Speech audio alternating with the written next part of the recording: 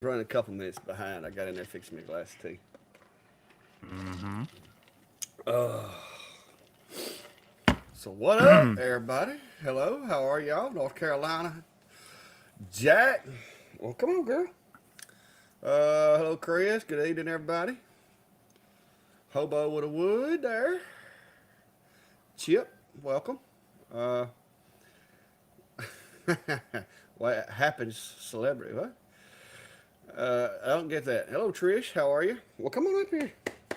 Come Yeah, on. I was just worried that maybe you lost your cane or your walker or something. Oh no! I went in the house and ate me some lasagna and just kind of hung out in there for a little bit. Fluffy says, Fluffy says hi. Hey, look at the camera. There you go. She's like, all right, that's enough. Come Yes, here, cats Callie. with their Callie, focus come here. level. Yeah, they're both in here now. I don't know. I don't think they're hungry, but they definitely want to come hang out. Oh, Well, cats hello, are always Fluffy. hungry. Well, how is everybody? Hello, Bob. I got cat hair flying around everywhere now. Good evening, Robert. GM, it's not doing terrible. It's I am, however, medicated, so that helps. It's got to the point now to where I can't go without medication. I'm going in the morning. We have an appointment with a doctor who's gonna basically, I guess, let me know what my options are and help me get this resolved. That's what I'm hoping for, anyway. Well, come here, Callie. Well, Callie wants to say hey too, so there's Callie. Hey, yep. She's like, I'm not having it, guys. I don't know what the cats are. The cats are all like all over me today for some reason. But anyway, yeah, been out here. Finally got back in the shop today, man. I tell you, I had that nerve block Monday or whatever you want to call that, that epidural injection Monday, and I was Sunday night. I was like praying, please, after this shot, let me miraculously just get back on my feet. And of course, they tell you that it takes 48 to 72 hours for it to take effect. So I was hopingly optimistic until about Thursday, and it no change. If anything, it seems like it's getting worse. So I had to call the doctor back, and I'm like, hey, look, we got to go about this a different way. So we're going to Mara to hopefully find out what's next. So Well, that does not sound fun, but I hope they give you a plan for some resolution on this because you've been fighting that for a while now. yeah, I mean, up until recently, I could manage it with like OTC, like Tylenol, Advil, stuff like that. I mean, I at 2 in the morning, 2 in the afternoon before I went to bed, and I was good. Mm-hmm. But now, yeah, those do not touch it at all. Mm. So, did I not change my name? Oh, I didn't. You were in a rush. Yeah, Well, I was running a little bit behind. we Uh, got our logos up. You can take those names off. yeah. Well, So hang on just a declutter. second. Hang on just a second here. Let me see if I can edit name. Oh, hey, Oh, wait a minute. Hey, boom. oh, look at that. Yeah, I guess that was in an update because I didn't used to. You couldn't change it. I didn't think, but you can now. Well, maybe they just made it Uh, more visible. But yeah. so, well, Gordon from Western Nebraska, practically Colorado.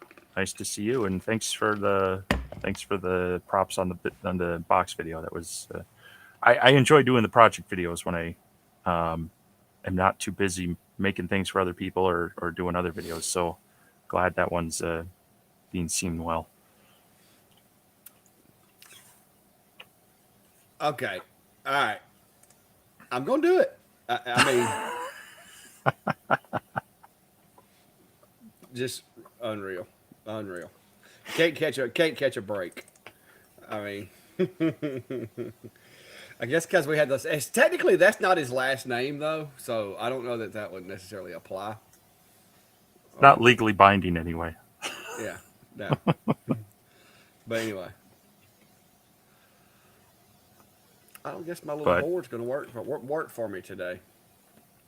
Uh, Apparently, my board's not working. I tried to give a drum roll, but I'm guessing it's not working. well, Dang it. see, it's because you cheated and you did that live stream earlier and it messed y'all up. Well, luckily, I think if I restart my voice app, it'll start it back working. So we'll see. Yes, I just thought it was funny. I hit publish on that video and went upstairs and on my phone comes up alert and it's Clack's live. I'm like, of course he is. Well, no, I went to. I got up this morning. I told my wife yesterday. I was like, "Look, I've been in the house since last Saturday. I have been in the. I've been at home. All right. I left Monday, went and got that shot, and came right back. So that's 7 days without even leaving the property, and I was, I was just like, I got to do something. You know what I mean? I don't want to like go anywhere or do anything crazy, but I finally talked her into letting me, take some meds this morning, and we made a quick trip down to Lowe's, and came back and got me a little cart, which is awesome to put machines on and move them around. Mm-hmm. Also, it keeps me trying to pick them up and move them because right now I can't. And if I'm out here by myself and I can work on the computer, but when it comes to moving machines around, I didn't need to be fooling with them. So we decided that it was in my best interest to get me a cart so I could put the laser on it and then just move it around the shop and get it out of the way if I needed to or whatever. So I finally left and did that. And when I got back, I was still feeling, decent. So I'm like, well, I'm going to go out to the shop and at least clean up, get some trash picked up, vacuum and all that.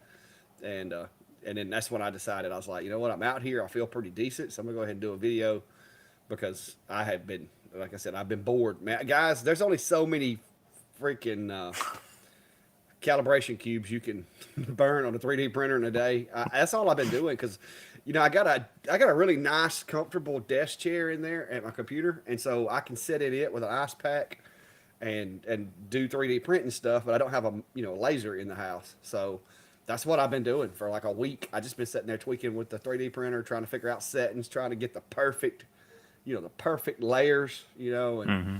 and it's been fun. I've learned a lot. I've learned a lot about the flow and the speeds and heating and cooling, and I've been studying a lot on 3D printing. So I've learned a lot, but it's not the same as being able to come out here. Let me see if I got this back working.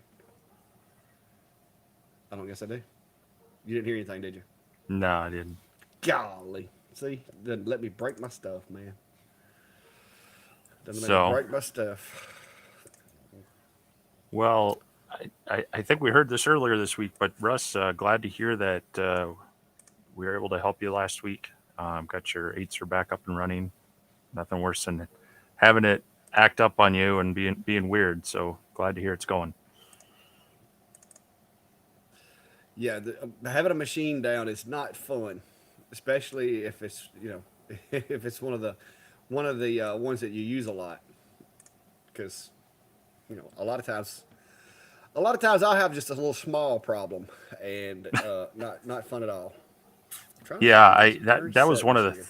that was one of the things on the went back eight plus years ago when I bought my CO2 laser off eBay and such from random seller. I knew I wasn't going to get a lot of support, and it was really frustrating at that time when it just wouldn't power on, and I had to start digging into it. There's a whole number of things it could be, and it turns out to be a failed e-stop switch, which luckily I was able to replace from Amazon with parts, within a couple days. But yeah, having your machine go down and or act weird can be very frustrating when you're trying to get work done. So, Yes.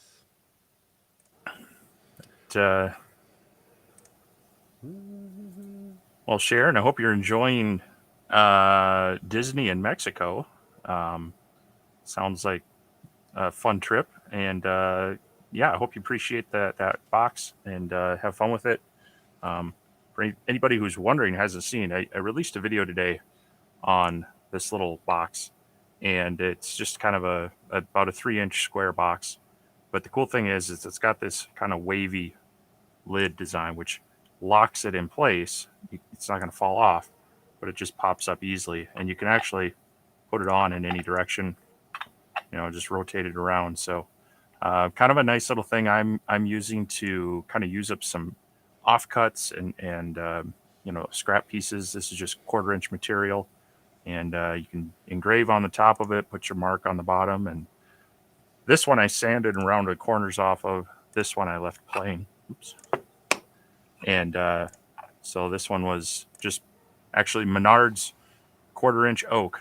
So you can buy material from hardwood dealers or even some of the big box stores out there and make these as well. So anyway, I dropped that video today. Appreciate anybody that wants to go out and watch it and check it out. And then I do have those files available on my Etsy store. People are interested in making those for yourself. So Cool. did I give you enough time to fix your audio? No, I still can't. It's still not working. I don't know what's going on with that. I really want to get it fixed though, because I feel like I'm gonna need it here in a minute. But it's just not want to cooperate. I don't know. So Who knows? I don't know if you've got this stuff handy or whatnot, but Brian's asking about in-depth description or something on how you connect your rotary machine with the switcher. Tried to follow the video, but it feels like something's missing. Well, the little module, I think I've got another one. Hang on, let me see if I got another one where I can show you.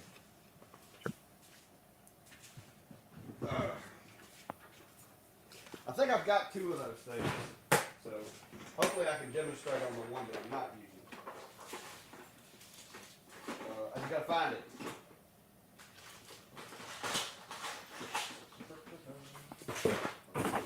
Whoops. It's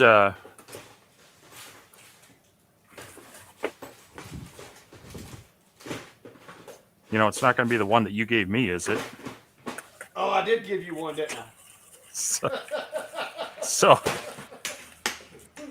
figured I'd let you look for a little while. That's where that went. Here, I'll hold it up and you point to the things.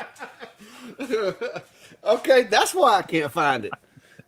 I'll bring it over with your steak. There you go.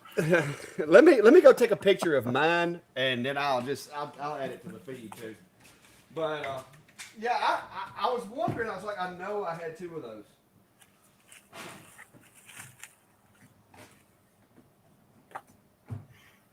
But I'll raise my machine up here a little bit where I can take a picture. Can I show you guys?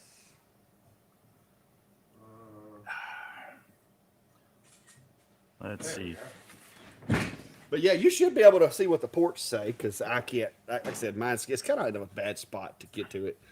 Let me drop this on Google Drive and I'll pull it up on the computer. I wish I could just screen share it to this computer, but I don't. That would be way too complicated and take way too long. Unfortunately, I haven't had a chance to get this one hooked up to anything yet, so yeah, it'd be new to me as well.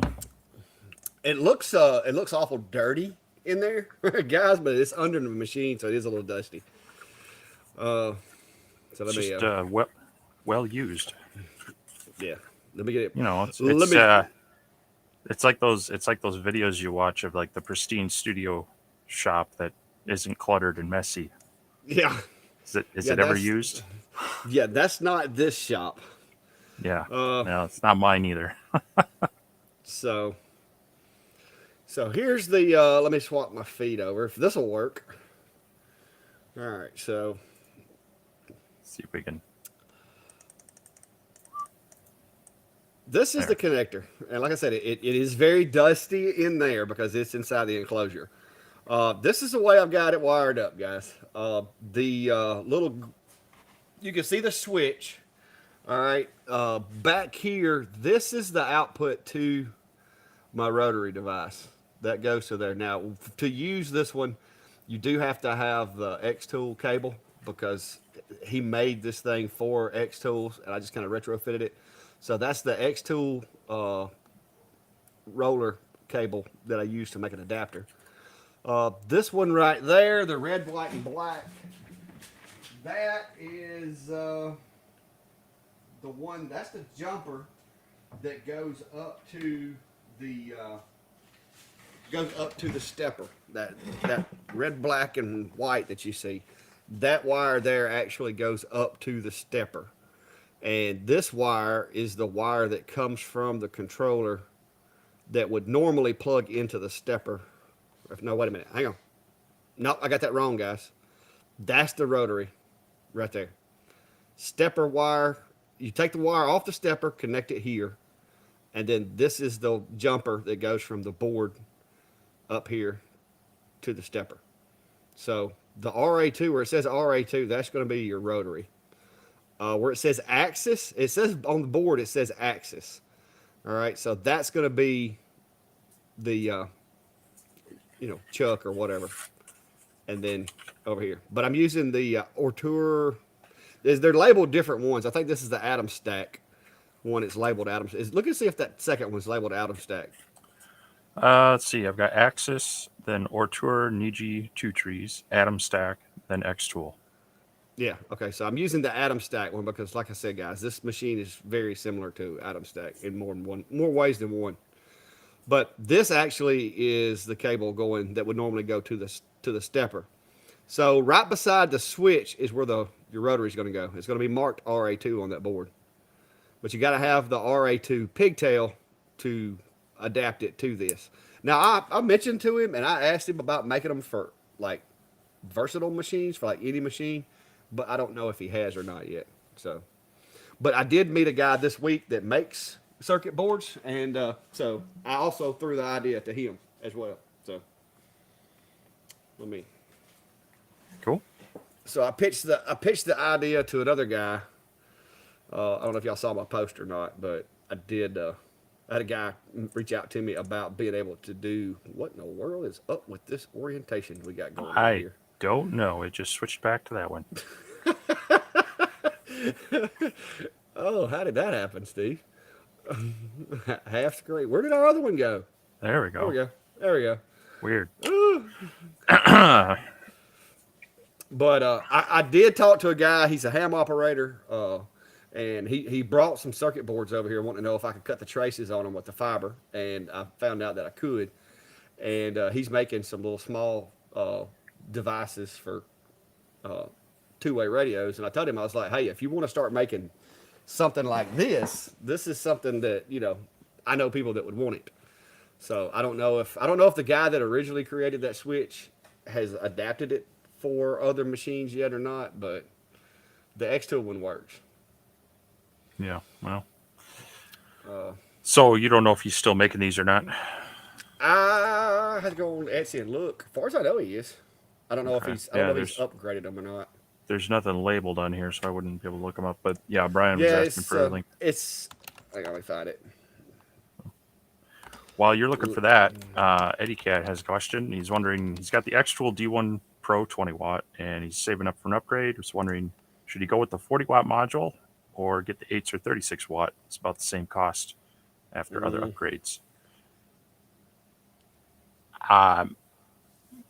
My opinion would be if they're the same, I would go for the second, having the second machine on hand rather than the just the module upgrade for your existing one. Even if you can't run them at the same time, it gives you kind of a backup. You might be able to set them up for different things. Maybe one you set up as a dedicated rotary and tumbler. But if you can run both, then you can double your output if you're doing this as a business and needing to increase your output. The difference between a 40 watt and a 36 watt is going to be probably negligible, depending on how they're rating, how many diodes that each one actually has in there and such. And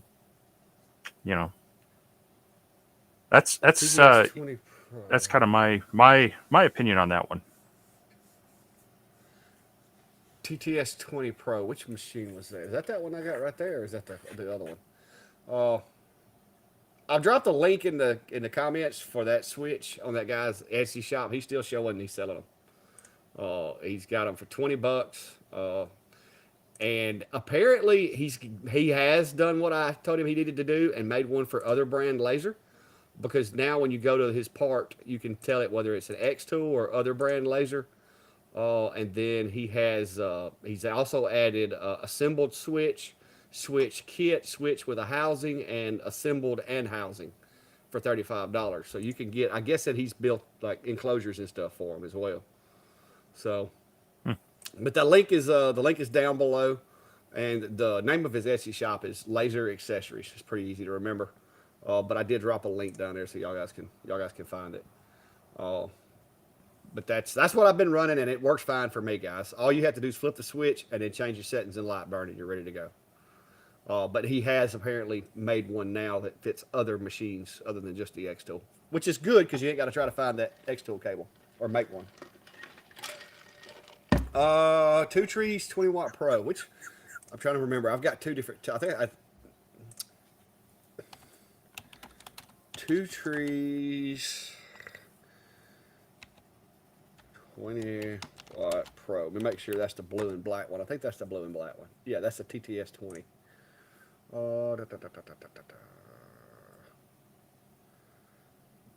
don't remember if it had automatic air assist or not. I had to go back and watch my review video.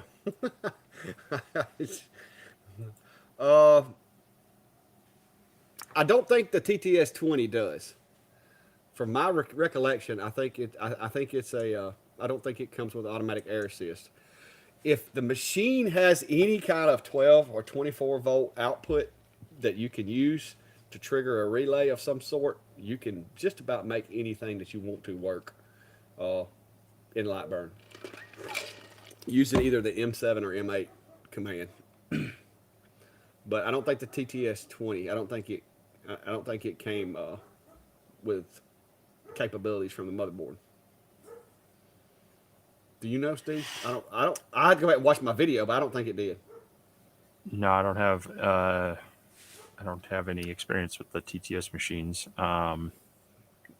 And the ones I've looked into, yeah, I've tried to dig into some as I've opened them up to see, are there extra pinouts on them, because some controllers, there's some manufacturers using pretty much stock boards and kind of just modifying them. They might have those pins on there, but it's very hit or miss. Usually if they're on there, they're using it. So yeah. Hello, Eric Coburn from Billingsley. How are you? That's awful close, guys. It's awful close if he's in Billingsley. He's in the backyard on here. You look good like that, Clack. Super Duty, what are you talking about? that's probably when you were half cut off from the split screen. Oh. Thumbnail could be half Dave and half Steve. Oh, that'd be scary. But chuck in the rotaries would be nice to have a circuit switch between the two. Well, if you, I mean, I guess you could do it between the two of them, but I'll be honest with you, if you've got a chuck, you really don't need a rotor, in my opinion. I mean, I guess there would be situations to where a rotor would be better, but I think those would be rare. Yeah, I mean, it depends on your taste, and if you set up a bunch of jigs for the stuff, those rollers can still work all right, but I prefer a chuck rotary myself. Yeah. But I don't use them as much as other stuff. Dan, I got like a whole bunch of videos on that. It's a process, and if you do not do it step by step, it's not going to work. You've got to make the panels, put the panels on the machine, lock in the jig panels to the machine so that the jigs, the machine, and everything is all one big part. Once you do that, you bring in your item file, burn the item file, immediately turn it into a tool line, save the file, and then use the tool lines to center your graphics with. And it works every time. You can ask any of these guys that are in here that use my setup, and you can watch my videos. It works continuously. Now, with your machine, there may be some variation in how accurately it homes. Some machines, I would say, are dead on most every time. Some machines, you got a half a millimeter or so to play with. It depends on the setup of limit switches, how fast your machine homes. The faster it homes, the more likely you're going to have problems with consistency. But once you get it set up, I promise you, it works. But I've got a whole bunch of videos on there. Like, if you just go to my channel, go to my content, search the word jig, I use them daily. And I've got hours and hours. Well, thank you, Super Duty. Yeah, some folks have a hard time with it, but guys, what it is, a lot of people out there make it sound like it's so difficult, and people tend to overthink it. And they're trying to put their machine on absolute coordinates and all this stuff, and it just you can't overthink it. It's simple. It sounds like it wouldn't be, but it actually does. It actually is. Steve, did you post that link over to your chat? They're asking. I You did, did? yes. Yeah, Brian said he's got the same. He's got the new one, and it's the same one with a 3D printed enclosure. But that's cool that he added enclosure. That might actually keep the dust off of it. Black and blue 32 board. Hello, Stephen. Trying to watch every week. First time joining the chat. Well, we appreciate you. We're glad to have you. To do press squad.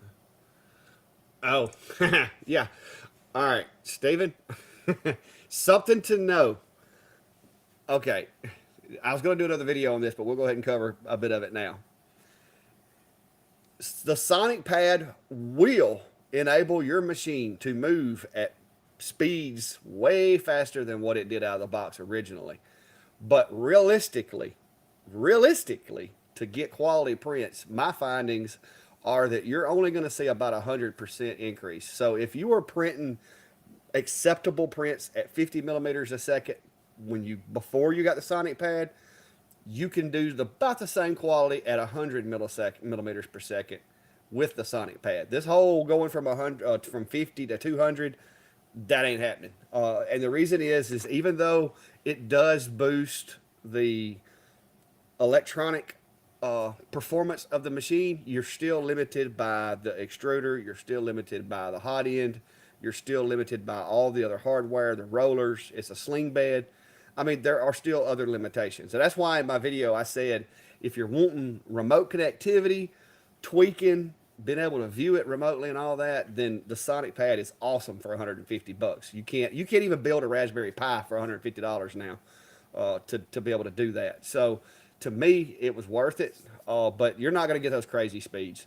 But what you have to do is you're going to have to go in and create a profile on that Sonic Pad. And the profile that they've got on there that you're going to need to use to create it is called Fast Ender.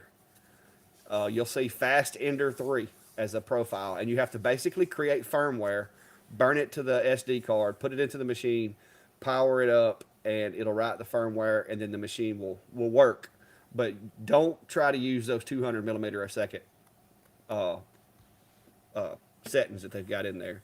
You're going to want to get down. I mean, I've been doing some playing with, having a really nice build, and then having acceptable, and then having fast for prototyping, and then the normal. And this is what I've got mine. Like, I'm printing these little things, and it's doing a really good job. But I'm only setting the print speed to like 100, 150 millimeters a second, whereas it was 50 before. So, but there's some videos out there that are really, really helpful. But yes, there's a process. If you don't flash that firmware and you don't set that profile up correctly, it's going to drive you nuts. And then just as I got mine doing like it was supposed to, I went and changed out the extruder, and that was a whole nother can of worms. Because you have to go in and redial everything when you change it. I put a Sprite extruder on mine and had to go back and change everything. So, but I like it. It's really awesome. But some of these guys saying that they're getting, 300 millimeters per second prints out of an Ender 3, I don't see it. They're probably highly specialized prints that, because some of those printers, they can do it on just certain operations, certain jobs, not everyone. So, yeah, I mean, you'll do better. Like on something like this, where it's all straight corners, I can run that a lot faster than a whistle. You know what I mean? Because this, I can go faster speeds than I can a whistle. So I'm having to learn that the model actually dictates the speeds that I can run and have a decent, print. So, okay, I'm trying to catch up on the comments. I got behind. So if you see something, let me know. Well, Jim, yeah, depending on the CO2 laser and what you're doing with it, you got to remember they generally have a larger focus spot. And so the detail might be a little bit less than you're thinking of, but it can also blast that power a little bit faster. So, um, yeah, that's one thing that I have been impressed moving from my CO2 to these diodes for a while is the ease of engraving is much higher with the diodes.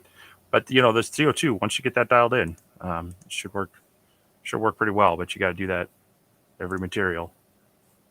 So.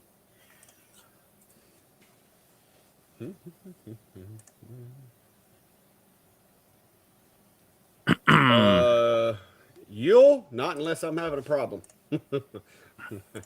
Yeah, as far as firmware goes, that's only if there's a new feature I really got to try, or if there's an issue. But other than that, we've both gone in and tweaked settings on the board. Maybe adjust the speeds in various things.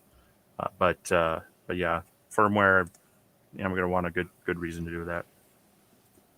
Yeah, unless you're missing out on functionality or you're having a problem with the machine, I wouldn't recommend it because sometimes firmware is half baked. It only works for certain machines, and certain machines it makes them worse. So I just, like I said, if I have a problem, like the other night, I had a problem with my Niji that I caused, and I had to flash the firmware on it. But that was because I tried to use it with CNC software and messed up the controller settings.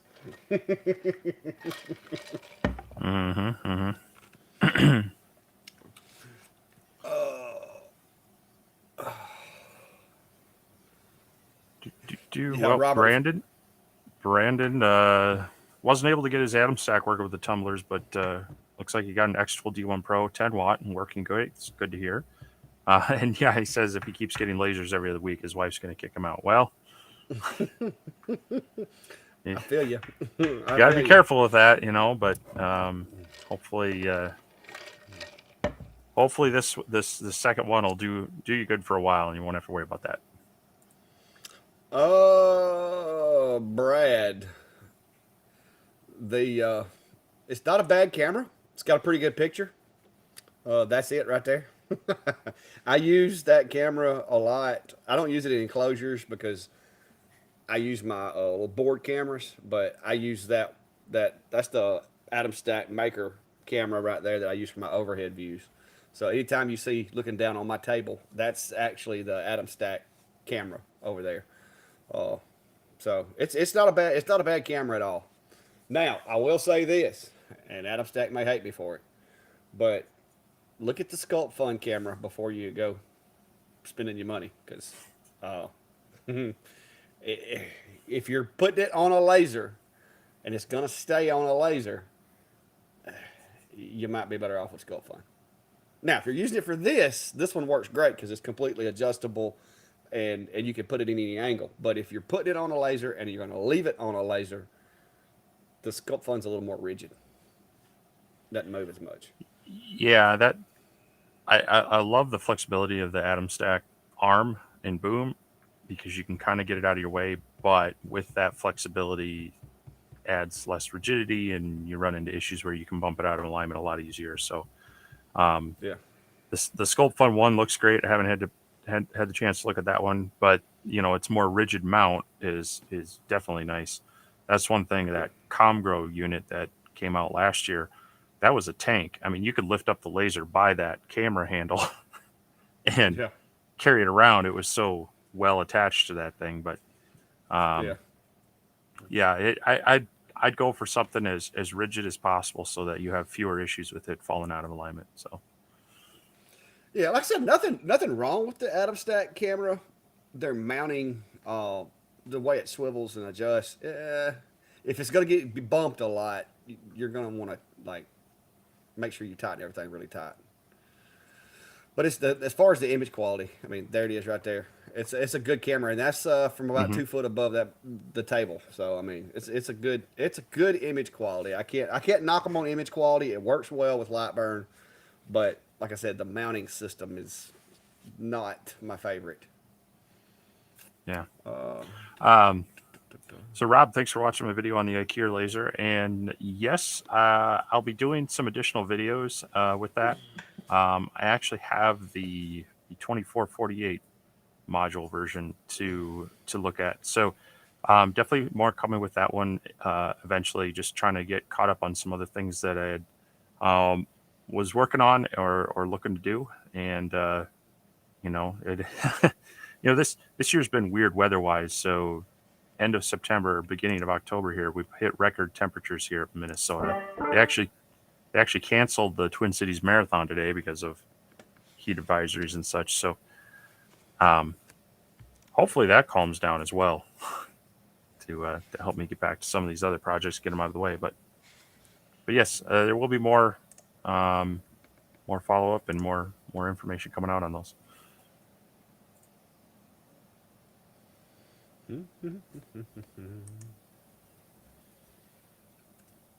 Yeah, Mark says he likes the Sculpt Fun cameras, and it's kept its alignment for a while on them as well. So I mean, that's the key thing is keeping that alignment so it actually works, so you trust it is huge. Nothing worse than having any equipment you don't trust. But if you can't trust your camera to be close, then it's not doing you any good.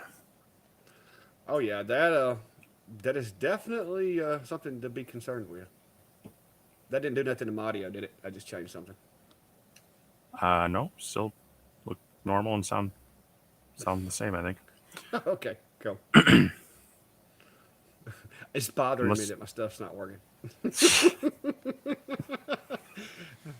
So,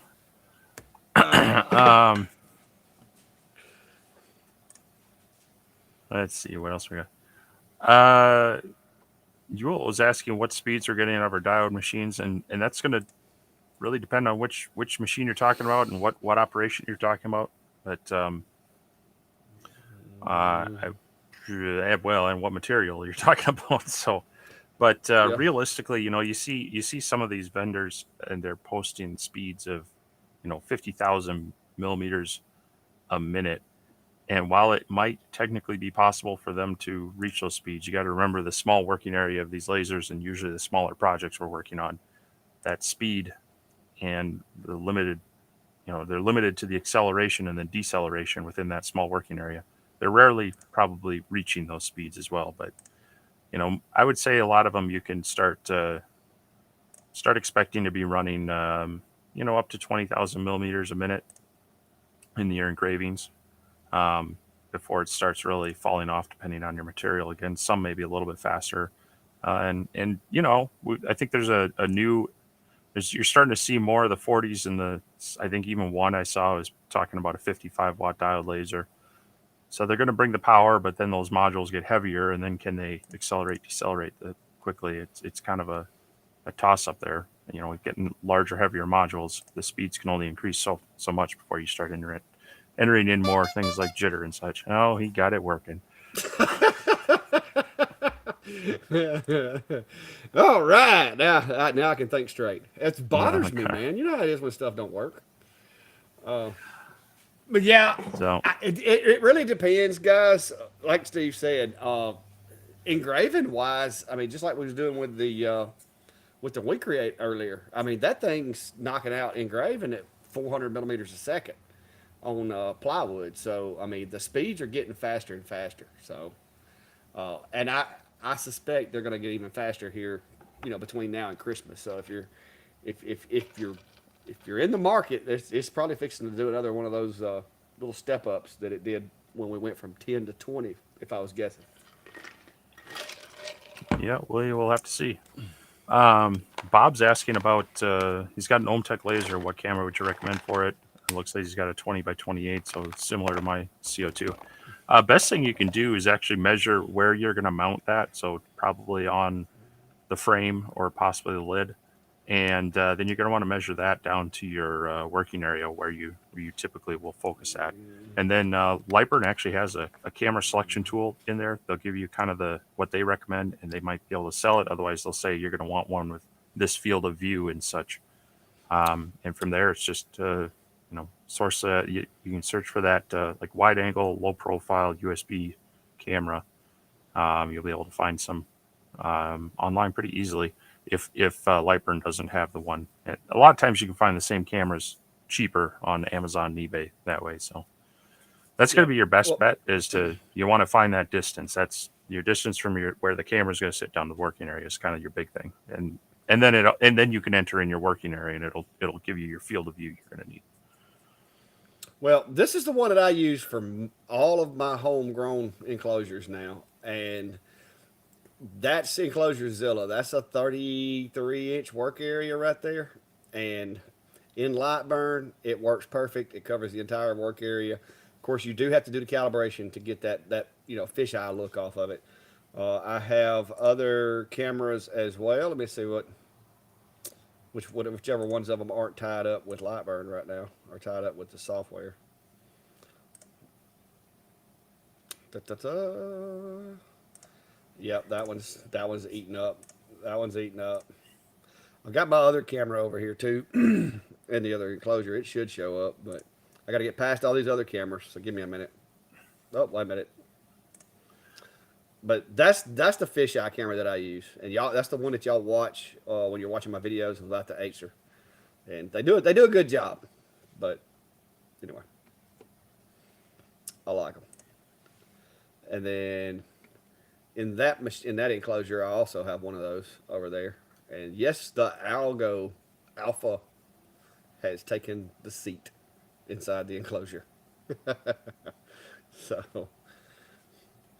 had a little problem with the P2. I think it might have been my own fault, but either way, we've moved on. Said P2, and I was like, wait a minute, Xtool sent you something nice. No, I don't have an X2 P2. I don't got to where to park that thing. That thing's huge. Yeah, no, you're talking about the ASMR, Yeah. Acmer, ASMR. You know, I wish they'd send phonetics of spelling of some of these names when they send these devices out. Now, Jim, I will tell you this: depending on which machine you have, a lot of these guys will advertise that their machine will do 20,000 millimeters a second or millimeters a minute. But then when you go into the controller, they've got it limited to 12,000. That happens a lot. Yep. So you have to know how to go in and look at that, because if you do a speed test and at about 150 millimeters a second and above, it looks like it's doing the same thing, it's probably governed inside the controller. You have to go in and change that to open them up. A lot of machines are doing that.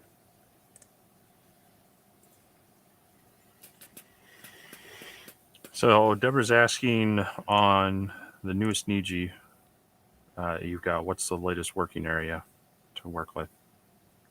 What size working area is it? Yeah. Shoot. Don't make me lie. Hang on. Let me pull up Lightburn. let me let me pull up Lightburn here and see. I got to go into Lightburn to see what the settings are for it. Niji 4 Max. All right, and it's not going to connect to it, of course. Take that out of there, but I can go in here and tell you. 750 by 460 is what it's running. And that's out of the box, no extensions. That's just straight up the way it came. 750 by 460. So there you have it. Which is interesting that it's just a touch smaller than the version 3. Yeah, and I don't know if they did that for any particular reason. I don't know why they would go backwards on bed size, but whatever. It's still a really good working area machine, and they do sell an extension for it. So there's always that. But it would be ridiculous if you add extensions to it, because I think it makes it 1,000 millimeters long if you add extensions. Yeah, 1,000 by 790. That'd be a pretty big laser. There is the link for the cameras that I use. I just dropped it in there. Dave, if you're talking about my Comgrow Air Assist, it apparently is still working. I haven't had any complaints about it, but it's not in my shot right now. It's being used elsewhere. My chat just took a dump. I wish they'd fix that. Oh, there it comes back. No, Chris, I think they just made the frame smaller. This one's actually a smaller frame than the Niji 3 Max that I had. So I think they, for whatever reason, they just decided to bring it down a little bit. Oh, Yeah, and you and I have the same laser module, but you've got the Z axis, the motorized Z axis on yours was kind of one of the big changes between the 3 and the 4. So not sure it's no, something to Brian. do with that. No, Brian. My chat,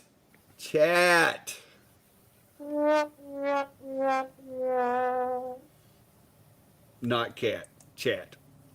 The chat screen. It gets glitchy sometimes. But yeah, that's the. You can see it right there. But it's a little bigger than the longer. That's the longer beside it, and you know how big that longer is. So it's a pretty good sized machine, and it does a really good job. I like it. I just need I need somewhere to put it. I need more room.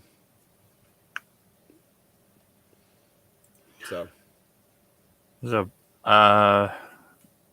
Brian, one thing that you might want to do if you haven't is look up some material test grids. If you're using Lightburn, they've got them built in that you can run. Otherwise, please don't pay for them anywhere. There are some available around in various groups and such as well. But I've actually got a video on running those material tests. That should help you kind of get it a little more in the ballpark because it'll create a grid from power and speed in both cut and engrave, and that'll help you kind of figure out what it's supposed to be doing. I'm not familiar, haven't used the Elegoo. I don't even say that, but um, I think isn't that the one that has the skirt and kind of the air purifier thing on it, and so I don't know if it's what it's running for air assist, but air assist is a real big help in when cutting. So yeah, and I don't have yours just yet, Steve. But there's the video I did on power testing in Lightburn. If you're not familiar with it, and it's a very, very, very, very valuable tool. Are you gonna be able to get your link and drop it in there for me? I can grab it. Yep. Okay, it's easier for you to find them because I can find mine quick, but it seems to take a second for a minute for me to find them on yours. Just because I don't know how you titled yours. Da, da, da, da, da. Let's see. No, Brian, I'll get it. I'll get it figured out. I don't believe in GoFundMe, so I can get it going. I just gotta get some more work turned out, and like I said, I'm still saving to buy back my retirement time so that I can go ahead and hopefully retire in the next couple of years. But I'll eventually get me another shop, hopefully, a bigger one. I'm gonna need somewhere to work when I retire because I might stay busy. So yeah, Brian, the air assist, yeah, a lot of them use that simple pump, but you want to make sure that it's got got decent air coming out of the nozzle as well. But try the material test. Either one of our videos should hopefully help. And yeah, sometimes it's just gotta play with the new laser a little bit and run it through some tests and see what works best for it. Mm, yeah, Brandy's born. Okay. All right. This is a question I get a lot, and it's two different animals. The whole thing in a nutshell is two totally different creatures as far as an IR and a fiber. Technically, the wavelength of light can be the same between the two. It's how they work, it's the speed and how they move. If you put an IR module on, let's say, Xtool's pretty popular. If you put an IR module on an Xtool D1, you're still working with the same capabilities as far as marking metal and stuff, but it's a 2 watts versus if you get a small fiber like this guy that I've got sitting right here, it's a 20 watt. So there's a big power difference on that. Now, a module for an Xtool is cheaper than one of those. And so if you're just wanting to do like jewelry and small things that's not going to take a long time, then that may be the cost effective way to go. But if you're it's not exactly the same. You can do a lot of the same stuff with them, but it's kind of like diodes as compared to CO2s in some situations. it has the capabilities of doing the same work just a lot faster. So I guess I mean, do you know any better way to explain it, Steve? Uh, hmm, Because you've got the F1 now, which is technically it's it's it not a fiber, it's an IR, but well, it's but a it's on a well, it's it's got a a Galvo. galvan up. Yeah, so Yeah, it's directed by mirrors instead of a gantry moving around, and you can get like Atom Stack has their 1064 20-watt pulse fiber laser module that goes on your gantry machine.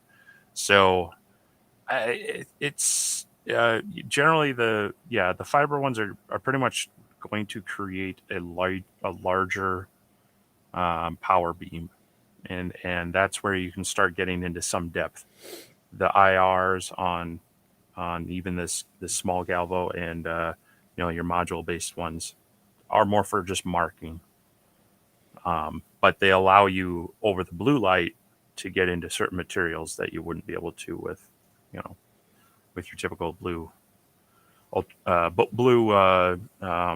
standard diode laser. So yeah. But no, it's like I said, it's a little bit different. Like, there's a lot of machines that make the 1064 module, and like I said, I don't think it would be. It's not going to have the same speed, but by no means. I mean, this guy over here runs at 10,000 millimeters a second. I mean, and you can't do that with the 2 watt IR module and expect to have any results. So they each have pros and cons.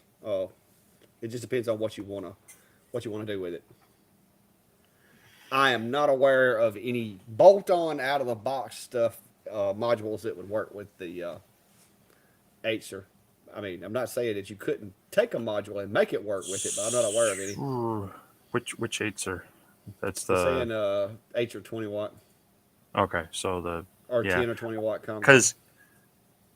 because the Atom Stack technically works on the IKEA frame. So if you had the what is it, the L2 Acer, is the one with the Yeah, autofocus and such, yeah, plausibly could make the Atom Stack slash IKEA module work on an Acer L2. I'm not saying I recommend it or that I'm guaranteeing it, but those two lasers are so identical that I wouldn't be surprised if you could make it work that way. yeah.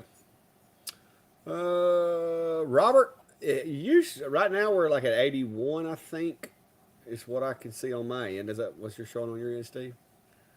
Mm-hmm. It's getting more and more people. We've gotten to where usually it's around 80 to 100 people. Which if you haven't already hit the like button, guys, hit the like button. Maybe somebody else will notice that we're actually live here. But but yeah, it's growing a little bit, a little every day. It's fun anyway. Uh, there we go, Chris.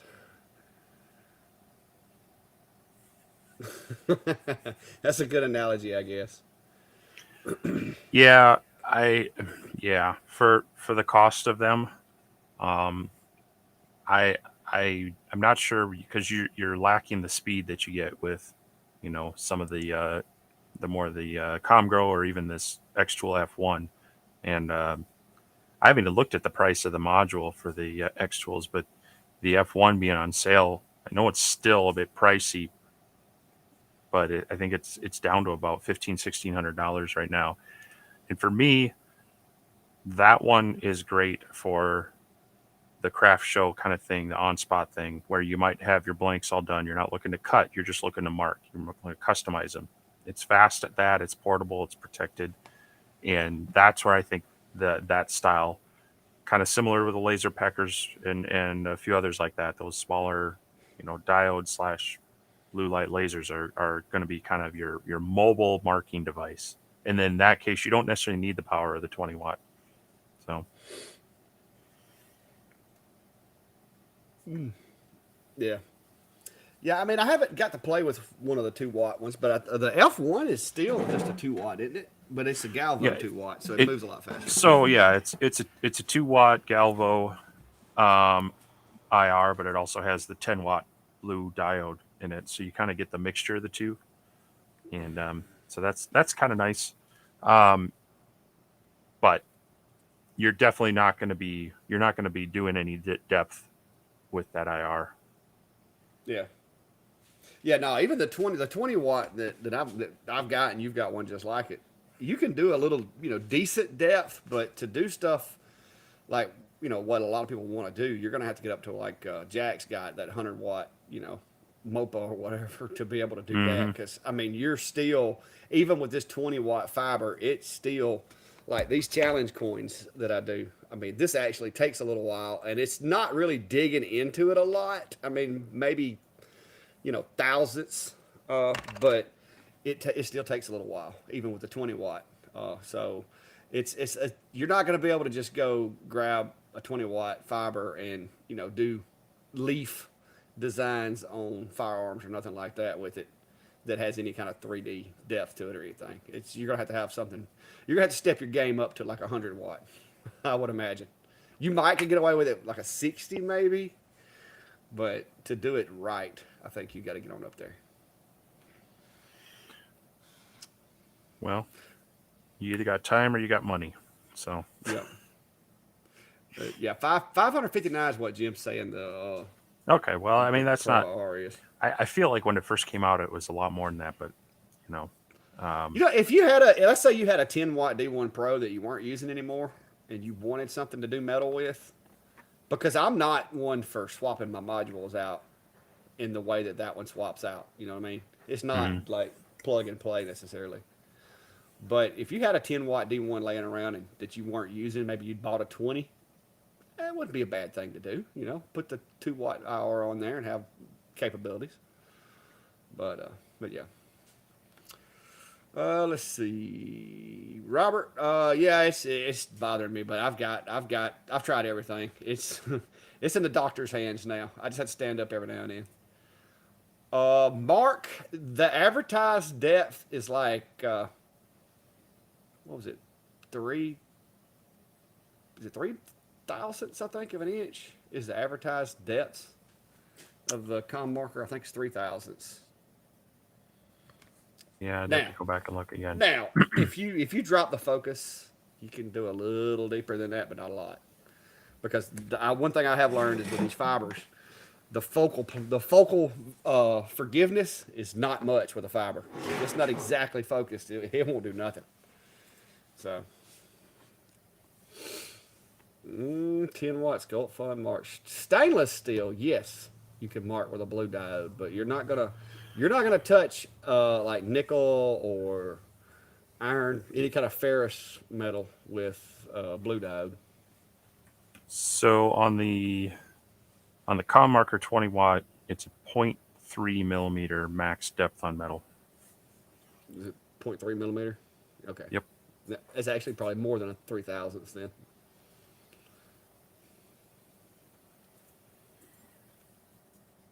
I don't know, but I know it's not a lot. 0.3, yeah, that's 0.3 of a millimeter. But yeah, Jim, are you talking about me on these? No, this is not marking spray. This is This is the fiber. If that's what you're talking about. This is mine and Steve's coin.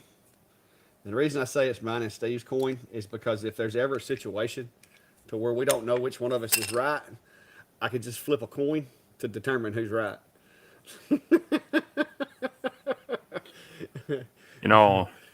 I still need to check that to make sure it's not weighted. hey, so far it's only landed on the Clack Shack. I'm just saying. Yeah. Yeah. But yeah. Yeah, the IR module, I would imagine for a 2 watt, it would definitely have to have a real short focus as well, because if not, if it doesn't come down to a real fine point, it's not going to be doing a whole lot of work. And you can't cut anything with this fiber. Like, it doesn't matter what it is. You're not going to, unless it's, now you can cut traces on circuitry boards. I figured that one out. Did that the other day. Yeah.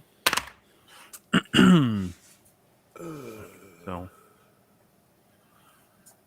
Oh, close. those test grid results. On the Yeah, like Mark's saying, the depth of focus on those is really short as well. So that can be an issue if you don't have your focus on, and you're trying to run your job. It's going to be to uh, very ineffective if not doing nothing. Yeah. Close up test grid results on a mirror. I don't have any of those like laying around anywhere. Mirrors are pretty easy. I mean, mirrors like they're very forgiving. If you're a little bit off on the settings, just you're not really gonna notice it. I still recommend doing a test grid though, but they are very forgiving. What's up, Alive Pixel Create? Welcome aboard. Okay, Mark. See, that's Mark. Mark knows I suck at math, so he did the math for me. 0.3 millimeters is apparently 0.01181102 You know, there's online calculators do that really quick for you. Yeah, but I'm too busy trying to read these comments. Uh huh. This is my point exactly. I think the coin's loaded. It's not loaded. It just likes landing on the clack shack, guys. When I flip it, it like seriously, it just lands on clack shack. But see, I mean, I've even tried. I've tried giving you the benefit of the doubt, and I'll be just like, and look, it fell off. But it just will not. I don't know. I don't know if maybe I engraved it heavier on the clack shack side or something. I don't know. But seriously, you can flip it. Oh wait, look, I actually got Steve that time. Yeah. Well, So, that's but yeah. But yeah, these actually turned out really. I really need to get me a close up camera for doing these, but these actually turned out really well. And like I said, I made that just to, like I said, if we have an argument, we just this we break out the coin to settle the argument. That whoever wins the coin toss just has to say, "All right, I got you got me." I see. I'm gonna have to make my own coin now. I can't believe you hadn't already. Oh, I thought I did, but maybe I threw it away because it kept landing on your side. Yeah. I use Ceremark, and I'm not going to sit here and tell you why you shouldn't use other sprays. I use Ceremark because that's what I started using. It works. I like the results, and I haven't wanted to change. That's the only explanation I got for why I use Ceremark rather than Brilliance, rather than this, rather than that. Is I started using it, it works, and I just don't want to change it. So, how do you stand on that question there, Steve? Well, I've done the tempera paint thing, and it as long as you've got a good way to kind of spray it on even, it works. But the dry time, sometimes you gotta do a coat, let it dry, do a coat, try to get it even.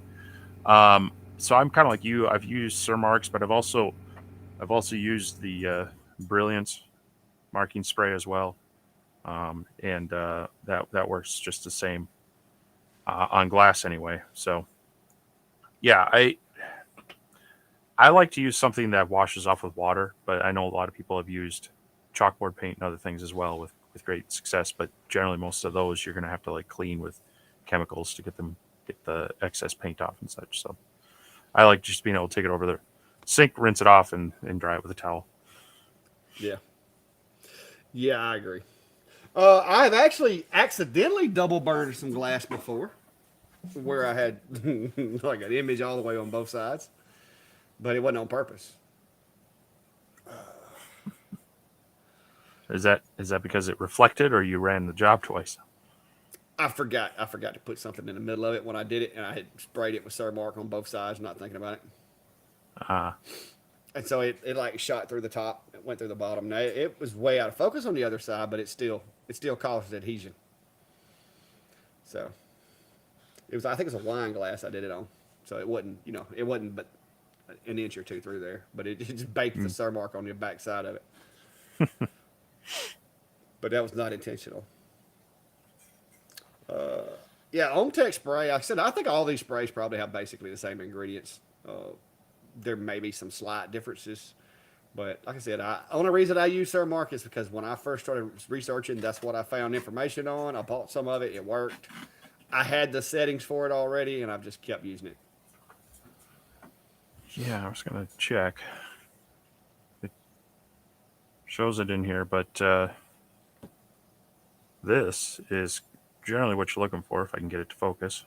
Yeah, that Nope. don't look like that's happening. Oh, There. there it goes. So that molybdenum. Boy, someone needs to work on naming things when there's in science. That's one of the core um, ingredients, and yeah, I see that's in here as well. So um, that's why some people say using that dry molly works. So, but that just smells like I'm spraying brake fluid or brake cleaner everywhere. So Yeah. And that's another thing with the Surmark. It doesn't really smell. Like, it doesn't stink up the shop. Now, I usually walk outside to spray it just because I don't want it getting everywhere. But if you do get it on something that it don't need to be on, it's water based. So no 10 minus. I just make mistakes sometimes. I just forget or don't do something, or especially when you got a video camera trying to drag it around with you. You tend to like concentrate more on the camera than you do what you're actually doing, and you forget to do things, and then you realize that you didn't do it, and it's too late. So, but that's why, like, I tell you guys, always get at least one extra blank for testing. But when you're gonna do videos on it, you need to get two or three, because you're gonna forget and screw something up or not focus the machine, or I mean, it never happens. Am I wrong? It never, yeah, nothing ever goes the way it's it's supposed to. it's nice when you notice it right away, and not when you're sitting there editing it and going, all right, I got everything together, let's cut this down, and you realize you said or showed the wrong thing, and you're like, Or your audio doesn't work, and you're like, oh oh, yeah, oh. I've had that where the plug on the microphone, the lapel mic cord has popped out just a little bit, and so you go listen to it and you're like, oh That's when, if y'all ever see me do like this weird voiceover that really doesn't look like it fit, it's because I screwed up and didn't get audio, or either my mic died and I didn't realize it halfway through. That's usually when that happens. So I just do yeah, a voiceover. I'm like, throw my hands up, and I'm just like, you know what, voiceover it is. Let's just do this. yep, yeah. Voiceovers can be a lifesaver. Sometimes I actually just plan to do mostly voiceover for my videos. Um, Yeah, you'll see that a lot when I'm doing like project videos and such. I'll just kind of just jump into the project and then try to explain in the yeah. edit what was going on. So And a lot of times too, I mean, I find that because occasionally I just want to do a project, and I don't want to be talking to a camera. And so I just set the cameras up and just video myself doing it, and then go back and walk through and tell everybody what I'm doing. That way, I'm still getting to do my projects. And it's not like I'm trying to teach while I'm doing yeah, it. So it's just, it's just those weird things that nobody thinks of until you start doing it, and you're like, huh. Projects aren't as much fun when you're explaining every step sometimes. yeah, yeah. That's like it on getting a new machine, and you're kind of like, do I record the build? You know, Yeah, because there's not everybody cares about that part. They just want to see what it can do, or maybe they have it built. They want to get some help on actually running it. But then there's the ones who do want hey, they get stuck somewhere. So yeah. yeah,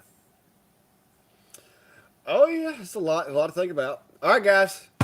Questions. If y'all don't, we're just gonna sit here and ramble, and y'all are gonna just sit here and watch us ramble.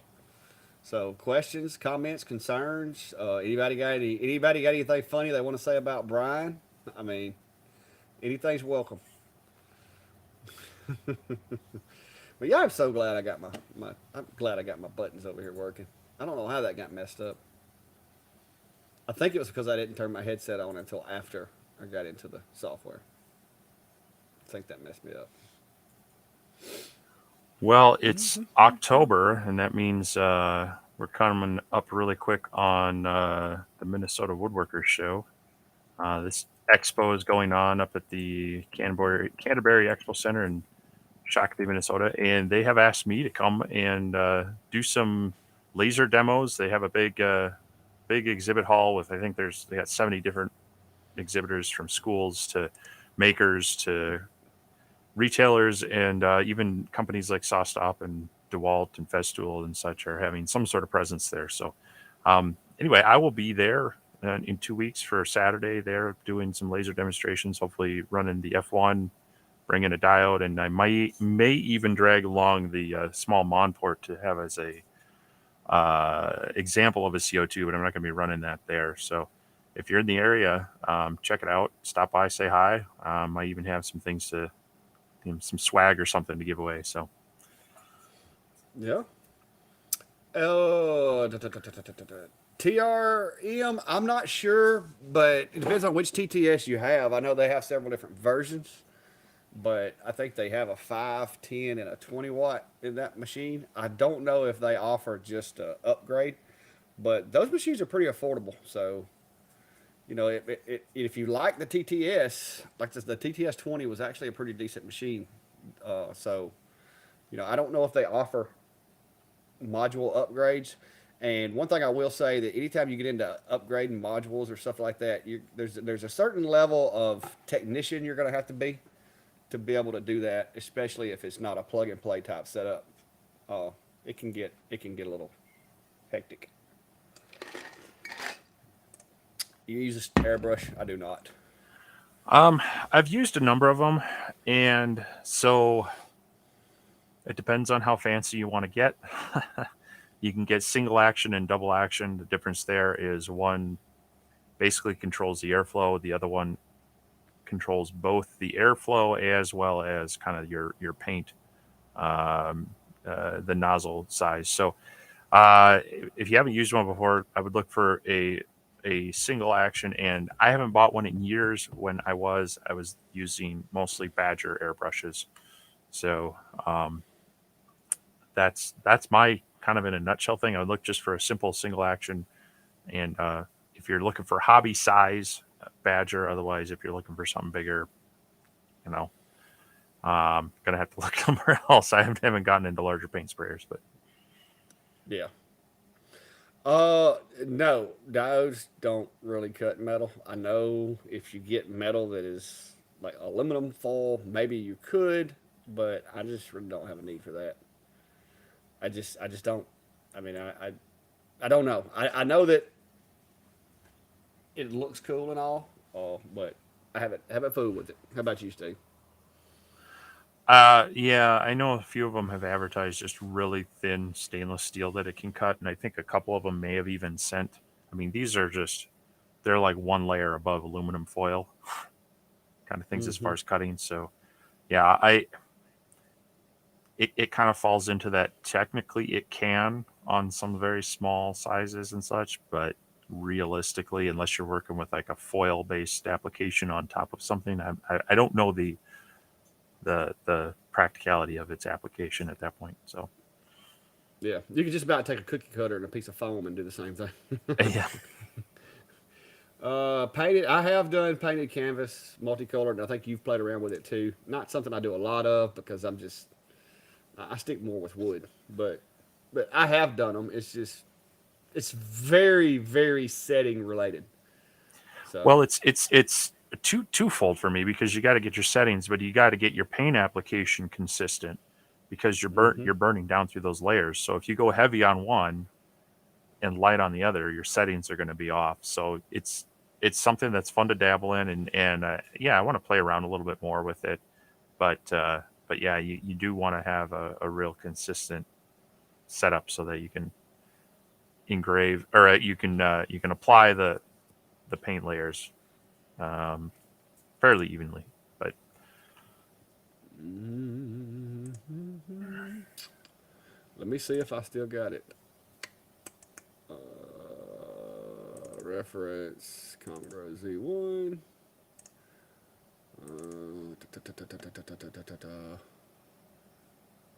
Stainless steel wood. John, Not I've heard great things about seeing. the Rolly Lasermatic, and they've just come out with their 20-watt module. So unfortunately, I don't have experience with either, but I know they've got a pretty good support structure in there. So hopefully, they'll have some good information on that. Yeah, whoever's asking for the mirror stuff, all I know, I can remember it's really, really fast. Like, I want to say it was like 120 or 130 and like 15% power or something to get a frosting. I can't remember. I do test grids. Like if somebody called me today and said, "Hey, I want a mirror done," I would sit down with whatever machine I was going to use and do a test grid on a mirror before I did the mirror. It's just I don't guess anymore because I've messed up too many jobs guessing. Yeah. Yeah, I try to save my packs of tests. Um, so like when I run a number of different types of woods, I'll actually save those cards and put them in a bag. I'm trying to be better about creating my libraries for when people ask. But yeah, going back to that, I'd have to look, and you're right on the mirror, higher speed and lower power because it's got a pretty dark backing on there, so it doesn't take a lot of power to interact with that. So Yeah, I've probably got one over there, but I'd have to dig it out because I've got mirrors that I use for testing. But each machine's different. I mean, it's just different. What's this mean?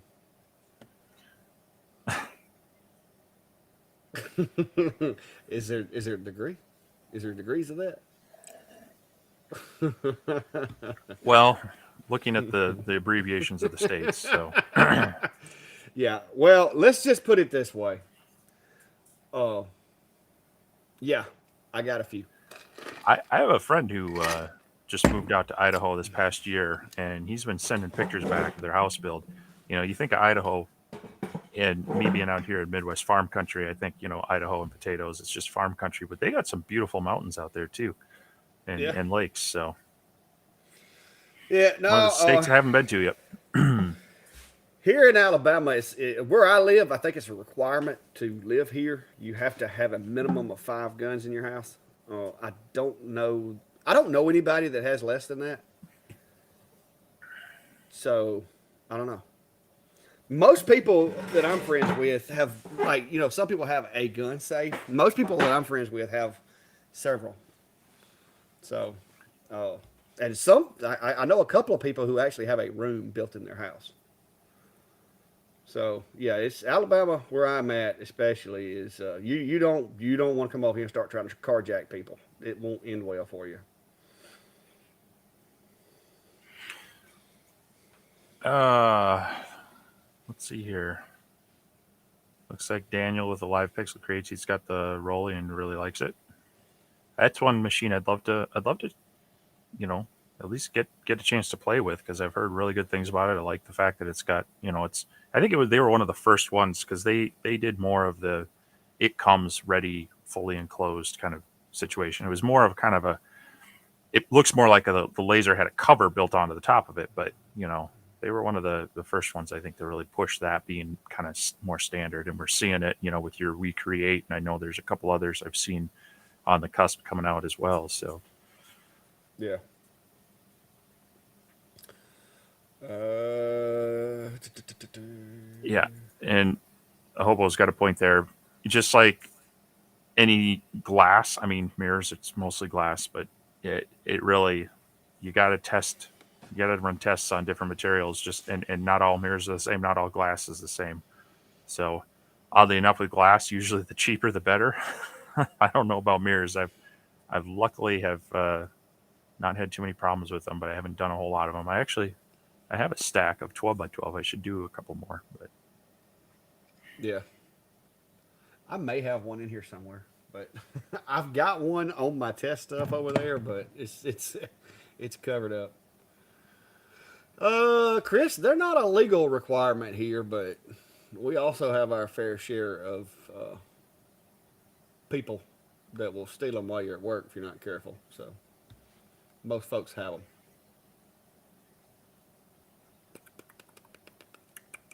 Yeah, the Rolly that is an intriguing machine. I've seen it. Like I said, I know Rich likes his. I know Hobo. I think he's in here. I know he yep. likes it.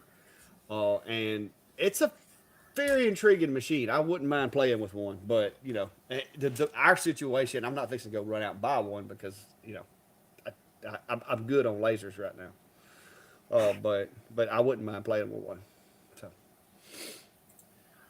Um, So Gerard's saying he's got an Xtool D1 Pro with the extension installed and cannot get it to go past the original stock size. So you do need to make some changes there. And with Xtool, I'm pretty sure you have to do it through XCS instead of Lightburn. So if you haven't reopened XCS and gone in there to kind of update the settings of the printer, it's got to kind of tell the board how big it is so it doesn't have its soft limits and everything. That's something you got to do. And for any other lasers, and I just dropped one on the Atom Stack one, you do have to go in and you got to change. It's like the 131 or 132 settings, and that's going to tell the board its working area. And then you're going to want to tell Lightburn in the device settings how big the machine is as well. And then you shouldn't have any problems with that. But Xtool kind of locks theirs down. You got to use XCS to make any of those changes. So Yeah, I think they've got it down now to where it's just a switch. You just click the switch that it's extended, and it automatically does everything for you. Yeah, I mean, that's one nice thing is they make it fairly simple for those things, but you do have to do it through XCS. And I think on that machine, you still have to flip the switch to change controller settings, like the firmware? Yeah, switch? to get it to write to it. Yes. Yeah.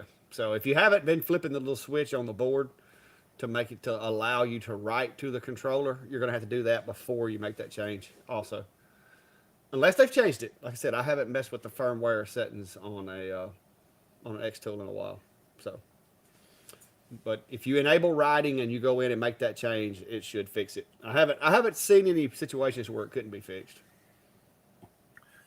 Yeah, that switch is weird on there. The other day I was doing something and I must have bumped it because all of a sudden I couldn't connect. My computer wasn't seeing the machine at all until I went in and powered it off and flipped that switch back over. So don't know why it would do that. That one was really, really puzzling me. So, but they are what they are. So everybody got quiet. So what? I'm reading. No. It's October. We're rolling very quickly through fall. We're going to be hitting Halloween, Thanksgiving, Christmas. So, I know you've been kind of focused more on getting your back feeling better, but you got anything going on? Well, we've got events coming up, a few downtown. May's having her open house. I'll probably participate in that if, Lord's willing, gets me back on my feet, so to speak. We got a few events downtown coming up. Like I said, open house. We've got some holiday kickoffs with the Merchants Association. A couple of things with the chamber for Halloween. So it's nothing big. I wouldn't say I got anything I got to necessarily get ready for, but just typical Christmas rush, of course. I'm trying to not overbook as much as I did last year because last year I had all my usual, jobs and stuff, and I hate telling people no. And I had people calling me like 2 weeks before Christmas. Hey, can you make me this? Hey, can you make me that? Hey, can you make me this? So I'm probably going to have to, just break down and just say no this year because last year I was out here like the last 2 or 3 weeks before Christmas. I was out here till like 2 a.m. trying to get caught up on jobs. So I'm going to have to be careful not to overbook this year. But I do have Klein helping me out with an overflow. So hopefully it won't get that bad. We'll see. Yeah, that's having deadlines and sticking to them as far as like for people like, you have to order it by this date, otherwise it will not happen, for Christmas. That's important just to kind of help you control your workflow and give you the break as well. So it's I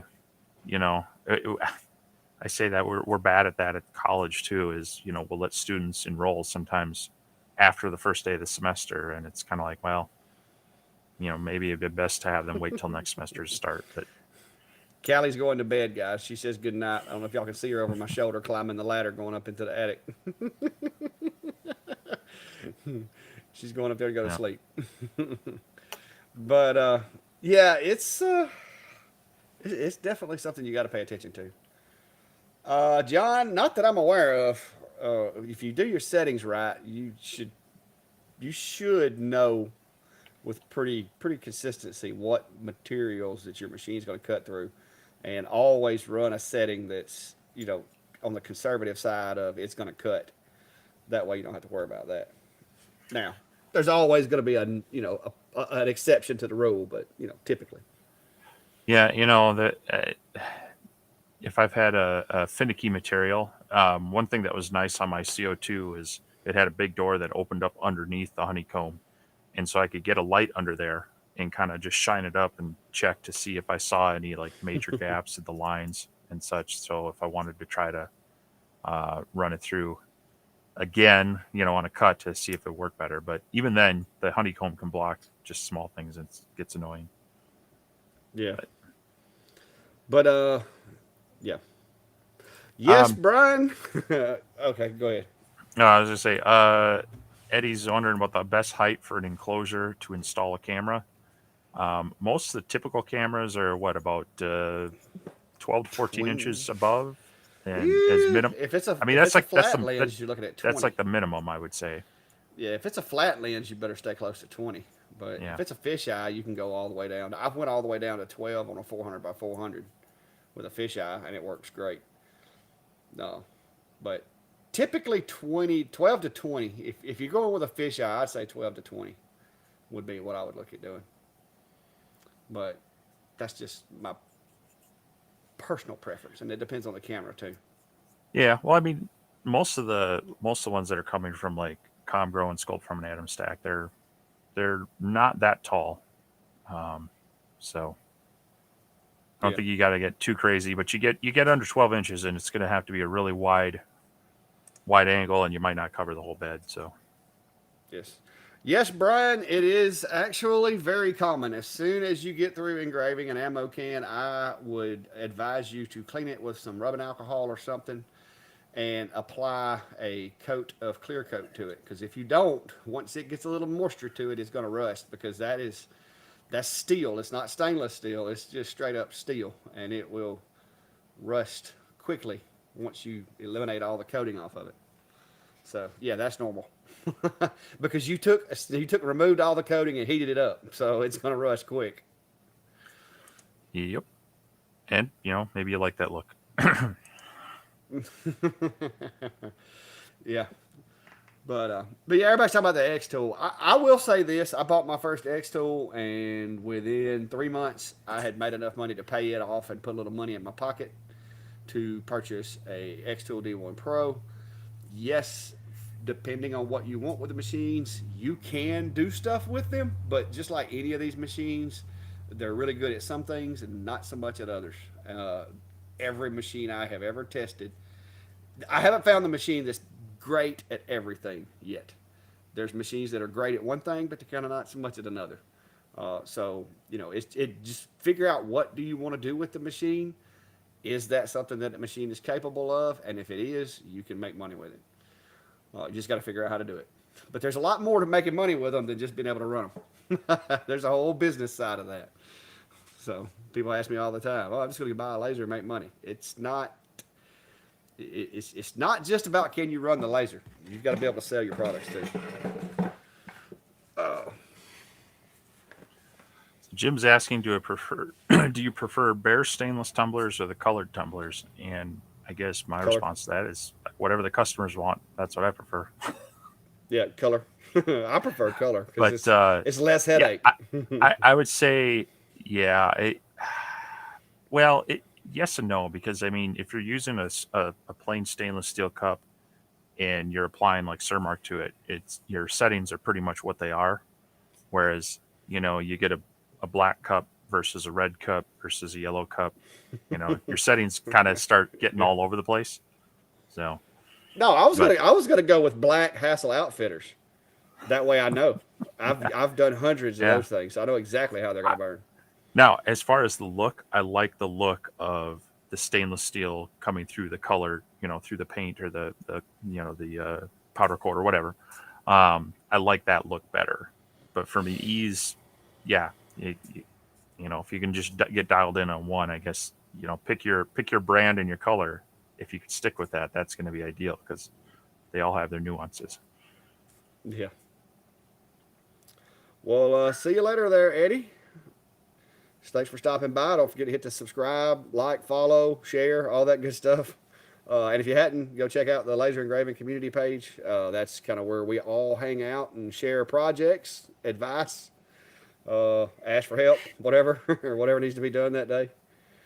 But, uh, but yeah, where do you find the best return customers or bulk in your experience? Uh, Sometimes it's not about return customers, but I was customers just who to refer say, people. Um, yeah. it so it can be nice, and you've got this going with your stove covers. Um, it can be nice to have Hmm. that consistent business and kind of income coming in that's fairly regular. But keep in mind that can also get very monotonous if you're doing the Hmm. same thing over and over and over. Um, I had that. I made these folding model airplane stands for my model airplane business for a while, and they were great. They were a great money maker. I made a lot of them, but there were some days I'm literally part of the machine, just feeding plywood into the CNC, pulling it out, cutting it on the table saw, bagging it up, and after a while, you're kind of like, well, now I'm just part of the automation. So Yeah. kind of being able to get referrals from people that might have different projects and ideas. If you're more of a creative person rather than the engineer that just wants to churn stuff out, the creative part of you might get bored with the same customers coming back wanting the same thing with just a slight twist. So, Well, you gotta have, and this is the way I look at it. You've gotta have a foundation as far as a base to keep the lights on to make sure you can pay the power bill. hmm My power bill has to be paid, whether I have fun or whether I don't. My power bill has to be paid, or I ain't gonna be doing any lasering. So, I have customers which I make products for on a weekly basis, and it's just like you said, it's the same thing, and I can do those things in my sleep. Like those stove covers, I've got that where I can do like 7 of those in a day. Like if I sit in here and just get after it, I can do 7 in a day. I've got a system. I know exactly how long it takes. I've got to where I can reach in the bucket, grab a handful of screws, and I've got the exact number of screws I need. I mean, I've got that down to a science. I've made every jig you can make for it. So it's those keep the lights on, but I enjoy those jobs where it's something I haven't done before, especially from the perspective of having a YouTube channel because I can't do a video every week about making stove covers, and I like being able to use my projects to do videos and do content, and I like the creativity that comes with it. Like you said, I get bored with the cookie cutter stuff, but it's a necessary evil to make sure I can pay that light bill every month because I know I'm going to have that customer coming back. So it depends, but the key to any business and staying in business is you got to get out there and get your name out because if nobody knows who you are, they're not going to know how to call you, and they're not going to know to call you. So whatever you have to use. I'm a member of the Merchants Association, member of the Chamber of Commerce. I go to events. I hand out freebies to businesses when they come to town. I do everything. I want every business in this town to know who I am, what I do, and how to get in touch with me. Because when they go, you know what, I need some coasters for my restaurant, or I want to put this cool board out in the lobby where people can see it at my motel. I want them to know, hey, call this guy, he'll fix you up. So marketing. Marketing is the most valuable tool that you'll ever have if you're trying to make money. So, but anyway, that's like a whole day long conversation because my business actually started out accidentally. Like my wife would put pictures of stuff I made for her on Facebook, and people would be like, "Hey, how much for that? How much does that cost? Oh, hey, can you get David to make me one of these?" That's how mine started out. My wife would be like, I'd put a picture on Facebook and be like, made this for the wife today. She loves it. And a lady would be like, hey, I'll give you $50 for it. And I'm like, oh. And Brandy's like, sell it, make me another one. So, that's how mine started. I didn't really intend on starting a business. I just had a hobby and I was selling stuff that I did. And then it got to where people were like, where'd you get that? Oh, I got it over here at Clax. Okay, well, how much did he charge you? Oh, I need one of those. And so it just snowballed to the point to where, like I said, now I've got people that I'm actually giving jobs to because I don't have time to do them all. This is still my part-time gig, believe it or not. yep, yep. It, those pesky All right. Careers and full-time jobs we Eric's have. got. So I saw this earlier, but we missed him. So I'm gonna try to make sure we get him this time. Uh, leaves a burn mark, and it's just a touch off to the right before it moves on. Not sure if there's more to this. When you say it leaves a burn mark, are you say is this a CO2 or a diode? First of all, because if it's a CO2, I'm pretty sure your last mirror needs some adjustments. From what it sounds like, because you'll have like a shadow cut basically. But need a little more information there, Eric. yeah, What kind of machines? says a 36-watt diode. Leaves a burn mark and it's just a touch off to the right before it moves on. I'm not sure what that. What do you mean by it's just a touch off to the right? Is it not cutting where it's supposed to, or is the circle So oblong or out of shape, or the the only software thing that I can think of is if he's using Lightburn under the line, you can go into the advanced tab. There is a lead in and lead out option that's normally defaulted off. That would be something to check to see if one of those is turned on. If it's on every single line. The other thing, I mean, this sounds slightly like the issue I had with the Longer the first time I was running it, where it was actually detected as the wrong type of GRBL yeah, I think that's controller. what he's got. I think that's what he just said. It's always just before moving to the next cut. It's overburning. So I Yeah, bet it's set as a GRB M1 or 1.1 instead of just straight up GRBL. yeah. There, I would double check go into your devices under Lightbird and see what mode of GRBL it's set up as.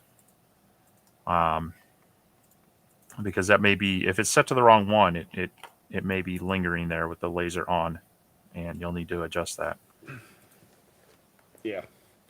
Also, make sure you don't have constant power mode on, because constant power mode will kind of give the same look as that, and that's actually in the layer settings. There's a little switch that says Yeah. constant power. You do not want that on under normal circumstances. I really don't know of any circumstances that you would want it on. Okay, yeah, it's not supposed to be LPC. That's going to be the problem. He said it's GRB LPC. Well, do you say it's the 8s or L2? Is Because it the L2? those are the Is it? LPC. Yep. Okay. Okay. Well, check constant It's power mode then. it's the M3 one that can that I was running into where the Longer was detected as an M3 instead of a straight GRBL. So Okay. I guess I just didn't pay attention when I had my 8s are up and rolling. But check the constant power mode. And I'll show you here on my screen. I'm guessing I got my screen pulled up. Yeah. All right. When you go into when you put a cut up here, whatever, and you go to cuts and layers, that constant power right there, you don't want that on. You want to turn that off because basically that makes the power of that module output the same whether it's running 100 millimeters a second or 2, and it'll just cause it to overburn, especially engraving. Now I don't know about cutting. I don't think it's not going to mess with you on cutting, but on engraving it will. It'll make the ends really really dark on engraving. well, and on cutting it can mess it up because if it runs full power as it's slowing down into a corner, it can Yeah, overburn the corners. So yeah. it can cause problems on both. Yes, Armory I have. Not not like publicly. What are we doing with this weird screen thing we got going on here? Oh no. There we go. Whew. All right, guys. Comments, questions, concerns, jokes about Steve, jabs at Brian. Anything? Anybody? I'm gonna have to go to bed early tonight. I got a doctor's appointment in the morning. I can't stay up all night with you guys, much as I'd love to. I just have to go to work. I can't go to work tomorrow until they get me on something that's work safe that I can work with. There's certain things, Steve, that doing what I do, you can't have in your system and actually work. Yep. Something goes south that wouldn't look good in court. So I, you know, the trip that I made this spring where I came down and saw you, my friends are already asking about doing that again, Yeah. as far as going to that event. So I'm kind of looking into that if that's a possibility. Unfortunately, there is a work conference that's happening that same week that I maybe should go to, but we'll see. Hey, check it out.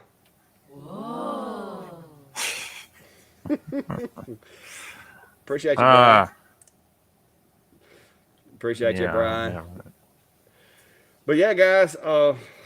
Steve, do you have anything before we get too wrapped up or get ready to wrap up? Do you have anything coming that you want to share? Any videos that you've got hidden in your back pocket somewhere we don't know about? Um, I'm trying to get back into more of my. I'm trying to get caught up on more of my project type videos as well. So been working on a few things. There's this thing back here that's going to be part of one. I don't know. Your yard spider. Yeah, your average garden size spider. Yeah. So now this is not my file by any means. Honestly, I have no idea who originally created this because this same file is out there in so many places. But at the request of some, I needed to create some Halloween decorations. So I'm trying to come up with a Yeah. few things like that to just not not that necessarily I'm making them all, but more of like, hey, here's a few ideas for Halloween season and such, Yeah. and yeah, I gotta start looking at a lot of gift stuff for some Christmas kind of things coming up. So it's got to hopefully be more content, project content. I do have a few things to work on. I have a let's see, yeah, I just finished the F1 laser, and I'm trying to think on equipment what I'm behind on. Yeah. I may have another atom stack and rotary thing coming out. But yeah, we'll see. We'll Yeah. see from there. I do have some projects though. I know someone was asking earlier. I do have some CNC based projects, as well as a couple where I'm hoping to kind of start out with a project on the CNC and then move it over to the laser to finish it off. So I've got a those will couple of be, those. yeah, those are kind of fun as well too, where it's kind of, the thing is you can do similar operations or sometimes the same operations with each machine, but um, sometimes one does it better than the other. So kind of working out that flow of what you have, which machine does what, can be kind of nice. So Yeah. Brian, what did I do? This is another Brian, by the way. When I do events, I carry a handful of cutting boards and stuff, but typically, if people can't put it in their pocket at an event and walk around with it, they're probably not going to buy it from you unless you're on their way out. So I stick with small stuff that'll fit in their pocket or their purse, that's customized that they can't find anywhere else, and that's what I sell. Because people, especially at an event where there's like 300 vendors and you're the first one they stopped at, they're really reluctant to try to buy a big charcuterie board or something like that unless you're on the way out. Now I have had people tell me, "Hey, I'm gonna come back by and buy that. Here's the money. I'm just put it under your table and I'll pick it up on my way out." But the small pocket-sized, quick, customized stuff that they can't get anywhere else, that's where the money's at, in my opinion. that being said, though, if you do have a larger item that kind of showcases your skills, abilities, or what you can do, it never hurts to display it because that those are the referral after the show Yeah, things that sometimes really make you the money than the small ones and twosy things that are making you a couple bucks each. Someone sees that, they take your card, their wheels start spinning, they call you, and now you got a big custom order. So yeah. Now I've got a little tote that's got probably 10 in it that I take with yeah. me, but I don't. I'm not going to haul them around. Well, that's what The I'm whole saying is that inventory. sometimes you bring one or two of them, even if without the intention of selling them, but they're just your display piece that says, "Hey, and I can Yeah, do this type of work as well." So yeah. Yeah, like I said, I have one table that has the large stuff on it that's just kind of set up for display, and I keep the rest. I keep maybe one or two out leave the rest in the trailer. If those sell, then I restock from the trailer. And but small stuff to me, I mean, it's just money wise. I find that the small stuff gives me a little bang for my buck. But we'll see. Let's see what else we got here. Yeah, Hobo, I'm looking forward to seeing what they're doing as far as the CNC control with Lightburn. I do have VCarve Pro, so I kind of have that as a pretty good piece of software to use with it. But in trying to help others learn a new skill or get into it, and they're used to Lightburn, they might want to kind of stick in that environment, and especially if the cost is kind of along the way that Lightburn goes. I imagine it to cost less than those. But VCarve is, yeah, it's an investment, but it definitely is a very nice piece of software. Mark, I don't know. You can put names in the chat. I don't know what you're talking about on that, but yeah, you can text. You can't put links because I don't want spam bots in here. But you can put names. Hang on, I'll be right back. Okay. Y'all hurry up with questions if you're gonna do them now. I can't be here long. Yeah, as Chris said, it sounds like the Lightburn CNC solution is going to be a completely separate product, but hopefully they continue along with their more hobbyist friendly pricing structure than others. So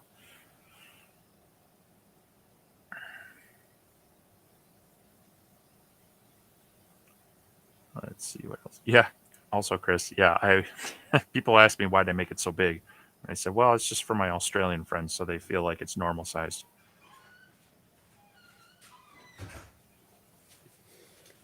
Had to step to the door for a minute. Sorry about that. I don't know. Names. I was gonna say names generally don't have a problem. Jack's asking on EnclosureZilla if the bed moves up and down. Yes, it does. Yeah, you've got a good video on that, right? Mm-hmm. Shows the setup. You're using basically a sit stand desk kind of frame or lifting mechanism. So. Yeah, hang on. I got a camera. Pull it up here, and I can show you right quick. There we go. All right, let me go power it up here.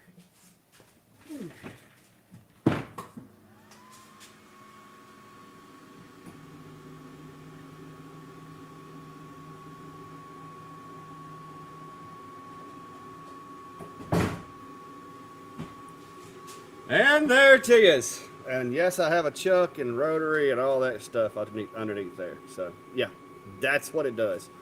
And then when I get ready to come back up, I just raise it back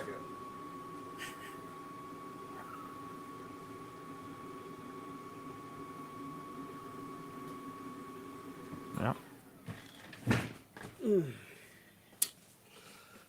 It is very handy. Very handy. No paint buckets, rolls of paint, rolls of tape, or anything. Hey, supposed to use soup cans. No, I don't need all that. I just hit the button. Todd's asking, are all files adjustable for the size of wood? Not easily. Some of them, if they are just straightforward slots and tabs and they've done their work right, yes, you can use the Lightburn tool to adjust those as long as they're fairly uniform. It really depends on how good of a initial drawing the person did. But if they've got kind of anything fancier, and also, depending on the geometry, if you have a slot in the middle piece of wood, it's going to try to just bring it in towards the middle. But if you need your inside or your outside line to stay stationary and it to expand one way or the other, Lightburn doesn't have a way of doing that yet. It just defaults to trying to bring the whole thing in. So it's kind of a little hit or miss on how well that works using that Lightburn tool.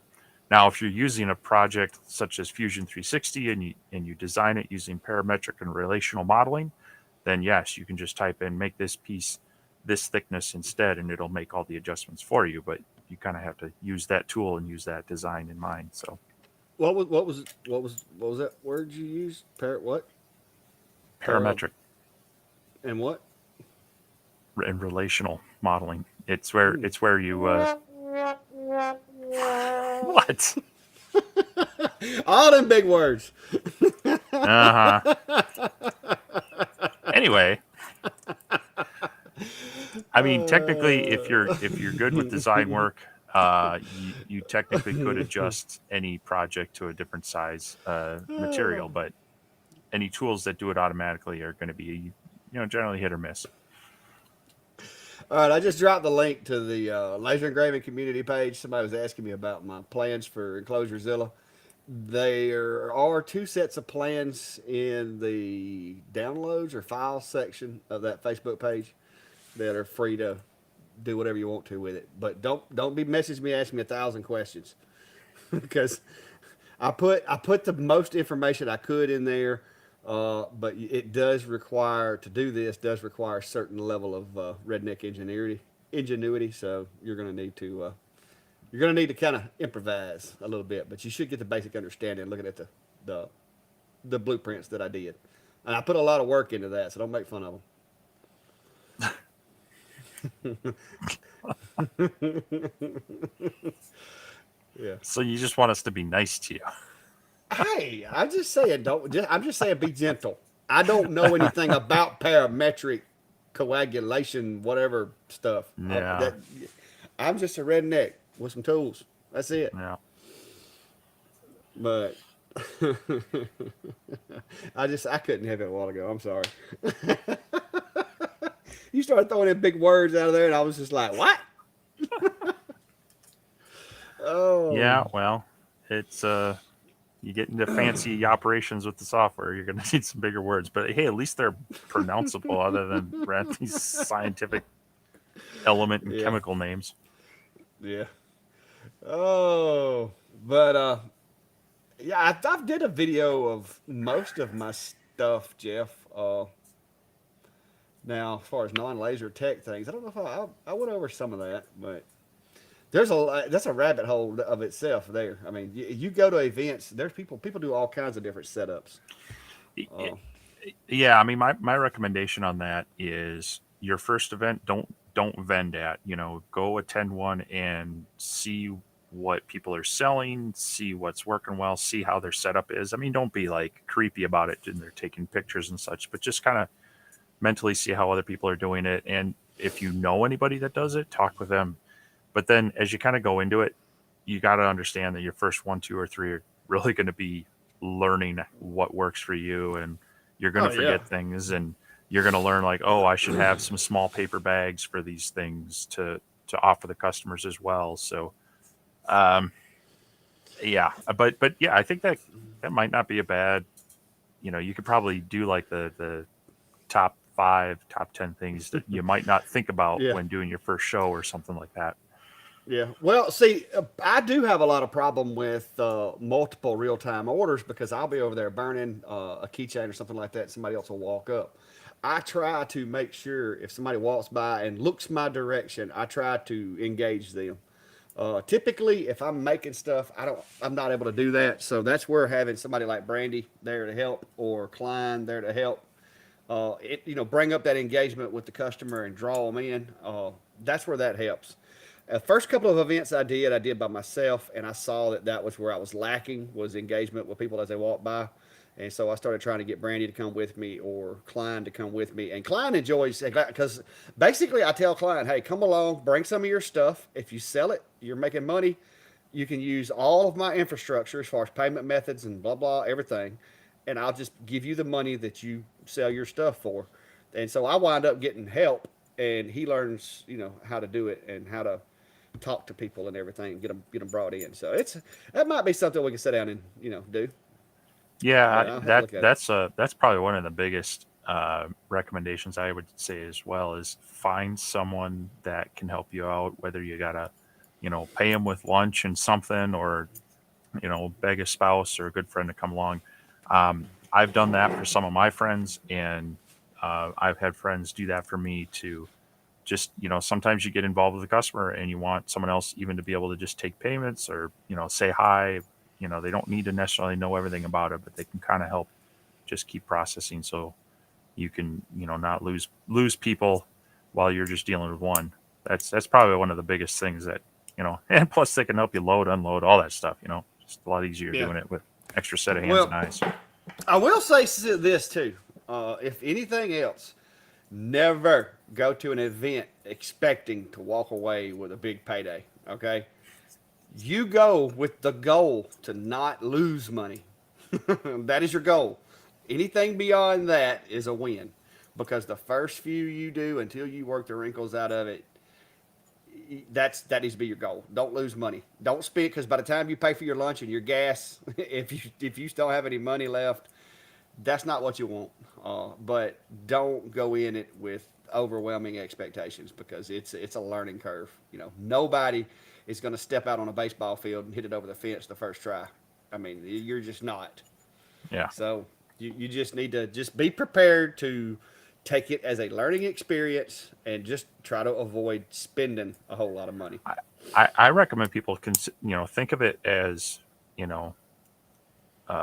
investing in, this is part of your advertising campaign. You might not be making money at the event. You're spending your Yeah. time and a little bit of money to get your name and your products out there.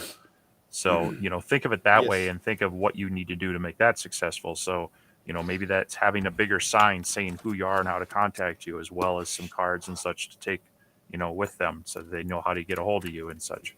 So, You need to have cards, and you also, with the new generation, you need to have a QR code, because a lot of people don't want to take your business card, but they will scan your QR code and add it and subscribe, follow, like, whatever, if you have a Facebook page.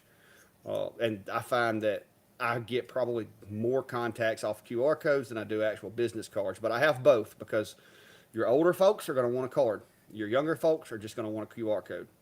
So you need to be prepared for whoever happens to come your way. So, yep. yeah, lunch, heck yeah. I think that is the most important decision of the day, is what's for lunch. So If you get a chance to take lunch, if you don't, that's yeah. probably a good thing. Yeah, the last couple of events I went to, I got a lunch, but it was literally one chicken finger at a time sitting at my booth, because I just would reach and grab a chicken finger out from under the table and eat it when I could. Yeah. Well, my setup it has all the capabilities of running everything. But Brian, I don't know, when are we going to have it?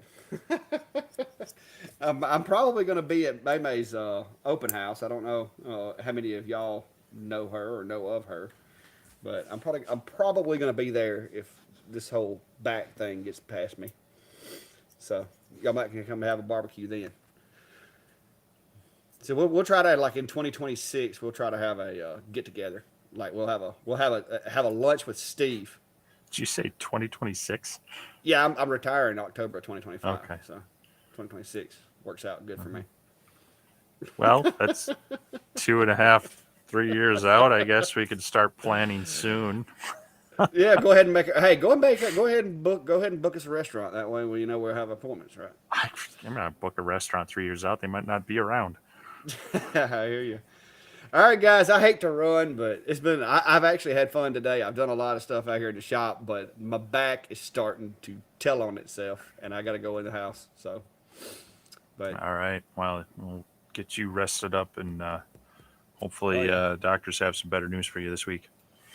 whew, y'all keep me in your prayers. I'm hoping so, because at this point, I've got to go forward with surgery or whatever they offer. I'm just, like I told my wife, if they put me in a wheelchair, it's going to be one of those that has tracks. So y'all just get ready. It's going to be black and white. It's going to have tracks, and it'll probably have, like, I don't know, underglow lights, a boom box. It's going to be sharp. But I'm hoping that they get me fixed up, everything goes well, and I can get back out here in the shop a little more. So, but that's all I right. got for you guys. Well, everyone, thanks for stopping by. Thanks for checking us out. Do us a favor and hit the like button on those whichever channel you're watching, and if you got time, jump over to the other one. That just helps get the video noticed by more people, and we'll hopefully be back here next week with more fun stuff to share. Yeah, maybe we'll have something really cool. See ya. Y'all be safe.